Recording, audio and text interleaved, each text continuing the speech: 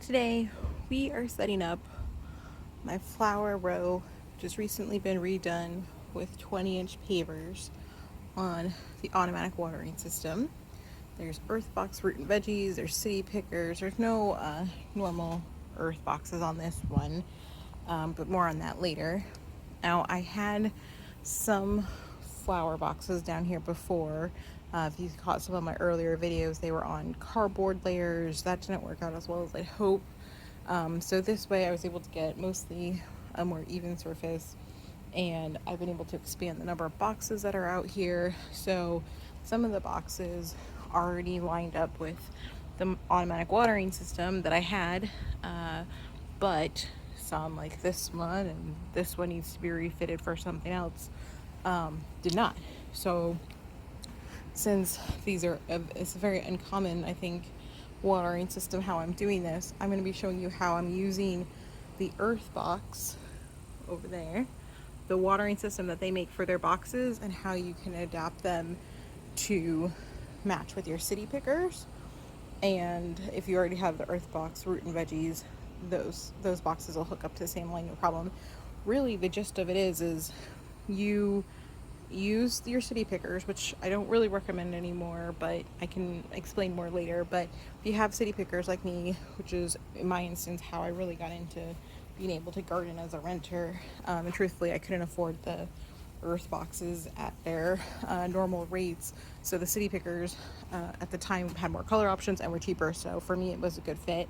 At this point I don't really recommend them as much, but really what you're doing is the tubes that come stock, they come stock with the city pickers and the earth boxes, but what you're going to do is you're going to switch out the city picker tube, this thing here, the watering tube, for the one that comes with the regular earth box.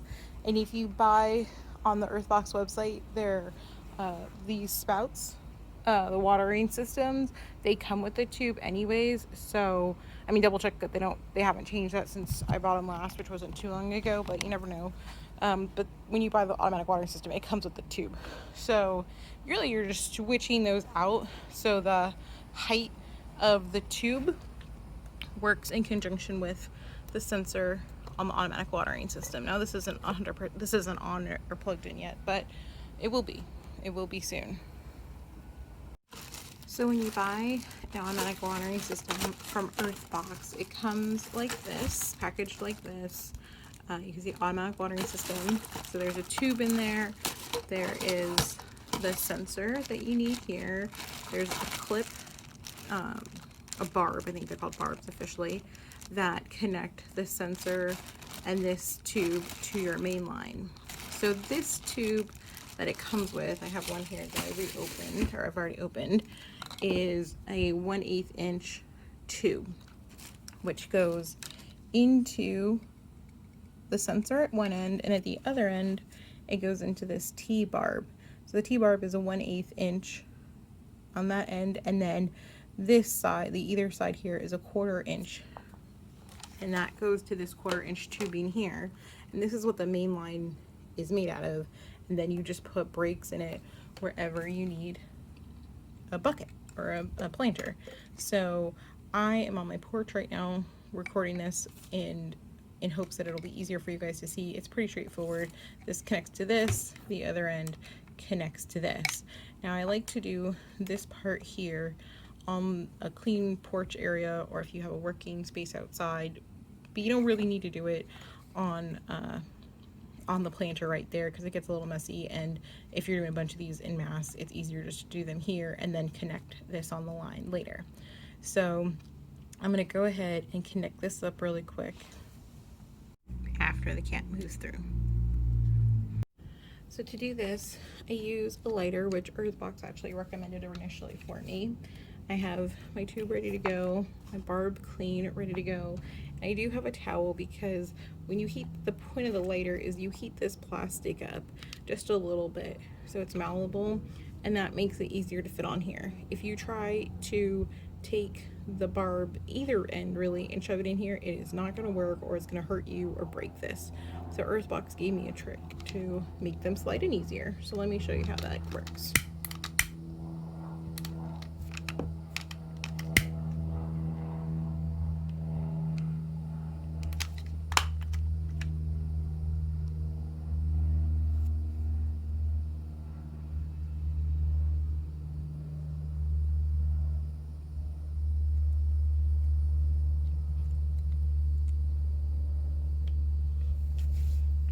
you can see that the plastic is heated up enough to mold over the edge of the barb and is pretty much touching the end of the T shape here, which is what we want.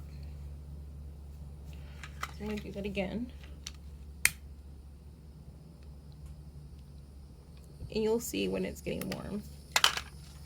So then take this end,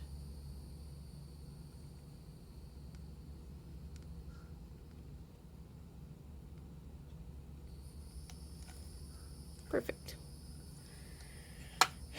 Now when we connect these barbs to the 1/4 inch tubing that's already out there on the line, it is going to take more than one heating to get this over the barb. I find it best to do it in 2 portions. One enough to get to about here, like almost over it, and then you reheat the plastic again, even though it's on the barb, and then you can get it the rest of the way.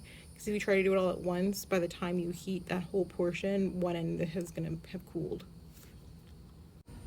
So when setting up a new line, or even working on an existing line, I like to start at one end and work my way down, so that way I know my spacing is going to make sense, it's going to match, it's not going to be too long or too short on one end. And since this is an existing line, my first box is okay. This is the end of the line.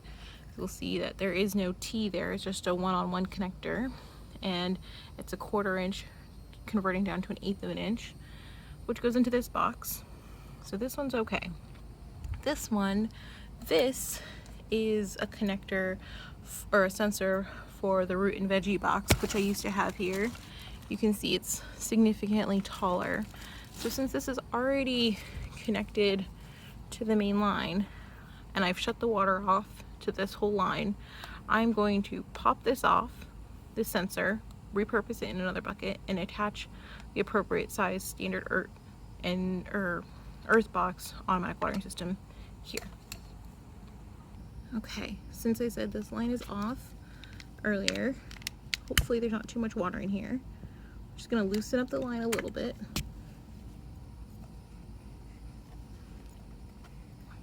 Hopefully this will come off.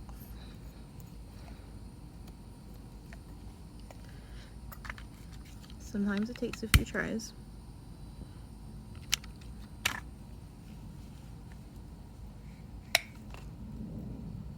Perfect.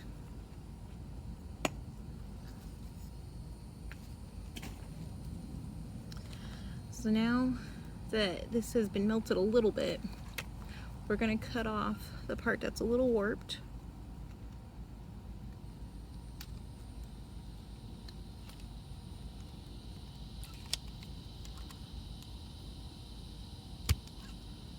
There we go.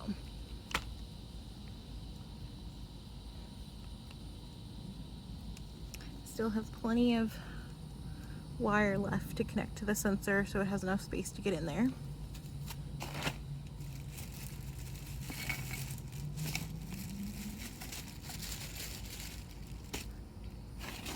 I have my correctly sized sensor, and since this is just an addition, all I have to do is heat this up and push it in here.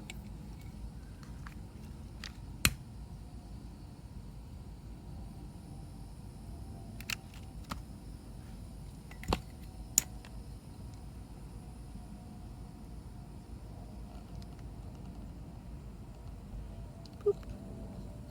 That's it.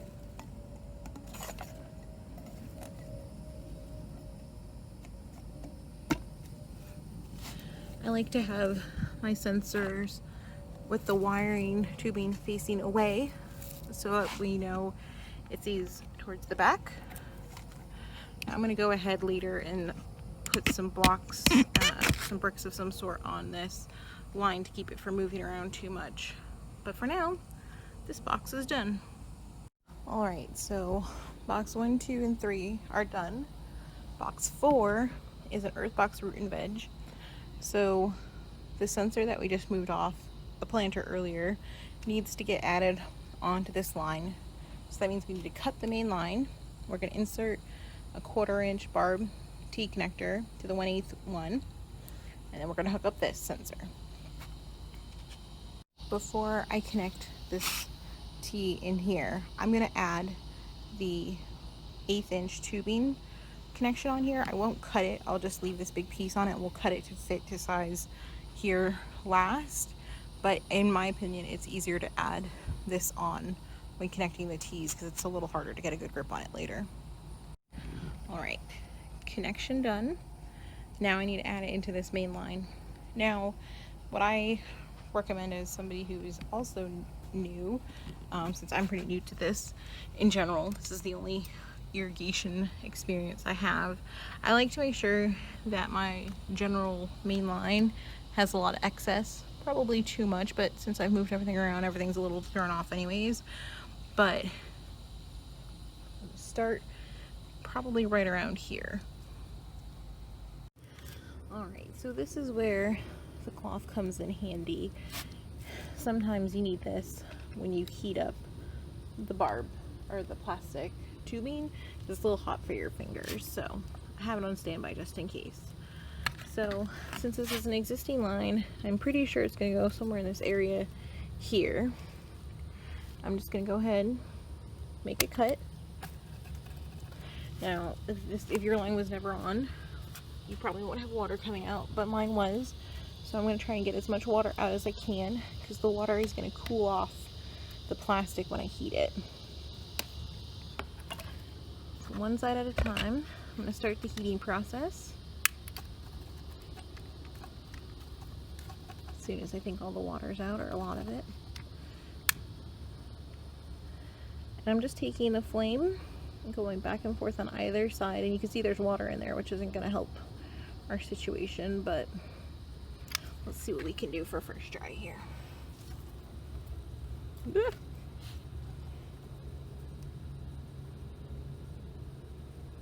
Okay, we got that far, which is fine. It's not terrible. I'm just going to keep on heating, pushing it in.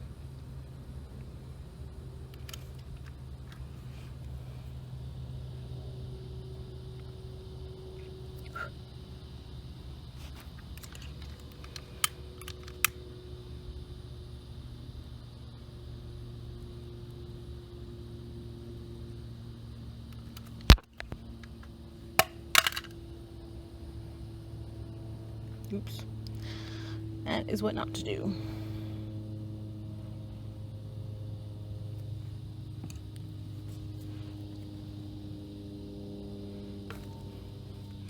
Alright. Well, that means that I overheated it and it got too warm and it's crooked. Which is no big deal because I have extra space in my line. So I will cut a piece off. We'll start over.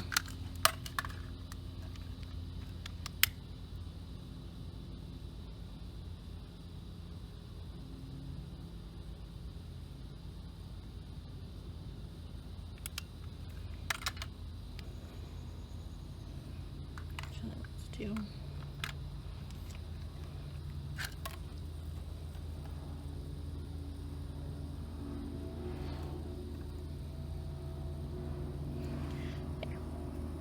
That went on very well. Now if you wanted, you could use your hose or something nearby and spray water on it, and it will cool it and pretty much solidify it in place. You leave it like this, it's still really warm to the touch, like I can't grip it, so that's why I have my towel. But if you had your hose nearby, you could just spray it and it'll cool it and harden it off. So this side, I'm going to do the same thing.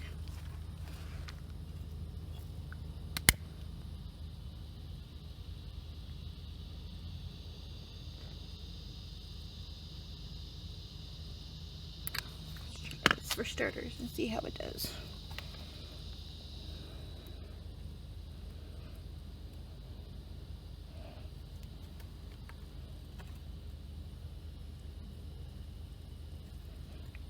Oops. Okay, not quite, but very close. Very close.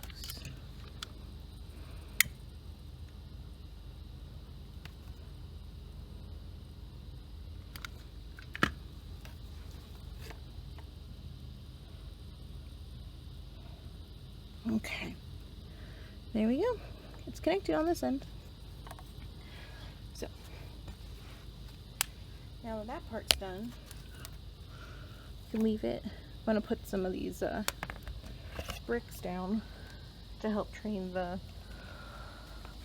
tubing to the shape that I want, but for now we need to connect this 1/4-inch tubing, which is just a big piece that I have on here, to our sensor so it can go in the bucket. And remember I said I didn't cut it? Well, that's because I didn't know how much of this main line we were going to have to take off. So I like to leave a little extra just because I don't know if I shift buckets around or anything, so I'll probably cut it here. So we now have this piece that needs to be connected to this sensor, which is super easy, what we did earlier in the video. So these don't take as much because it's a lot thinner. So now, just slides right on. Oops.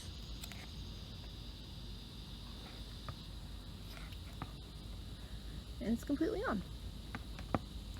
So now it slides right in. No problem. So I'm going to go ahead and continue connecting and adjusting the rest of the boxes, and then we'll check back in and I'll show you how I test all of the spouts to make sure everything's watering as it should be. It's time to check the line.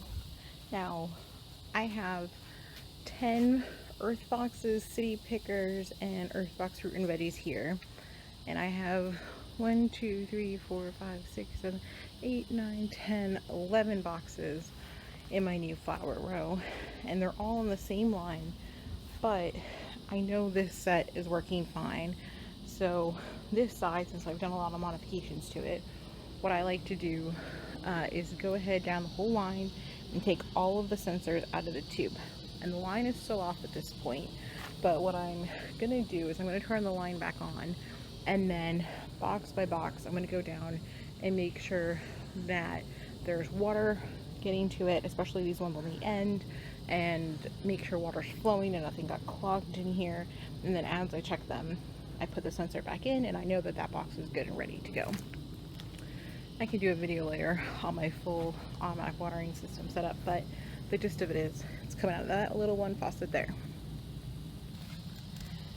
I don't know if you can hear that over the bugs, but there's water running through all of the pipes for the first time in some areas. So there's a lot of kind of percolating sound. I don't know if you can hear it. It goes away after a few minutes once all the air is out.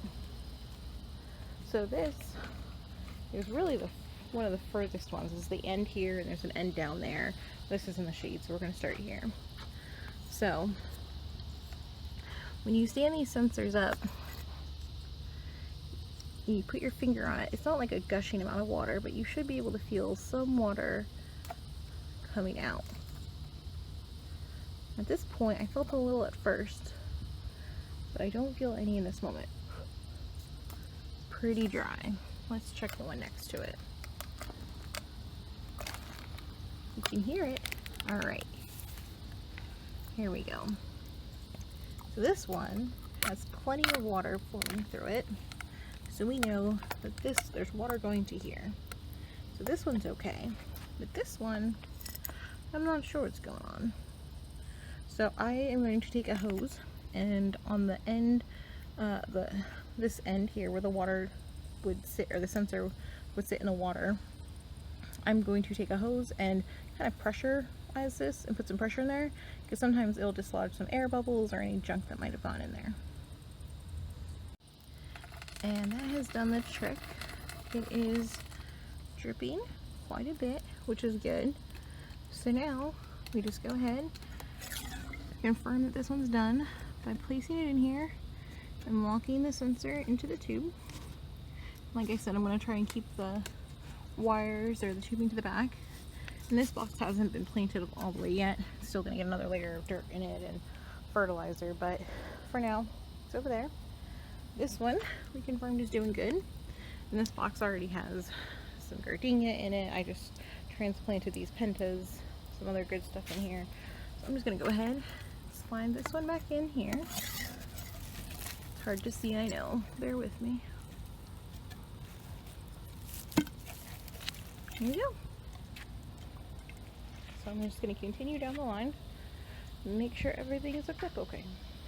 Well, that does it. We have 10 here and 11 boxes on this row, so 21 boxes total, all set up on one giant automatic watering system. In case you forgot earlier in the video or didn't catch it, all of these, even though they're city pickers, the Earthbox fruit and veggies, or even just the regular good old-fashioned awesome Earthboxes, are all set up using the automatic watering system through Earthbox. I highly recommend it if you live in the South like me, or not in a position where you can water every day. This is a great system, and I will be expanding further on that same line, keeping more boxes watered this way. But for now, all of these guys through the rest of August and the rest of the year are all getting automatically watered the perfect amount all day, every day as needed, without my water bill going up exponentially. So I hope you find this video helpful. If you have questions, I'm happy to help. Leave them in the comments below.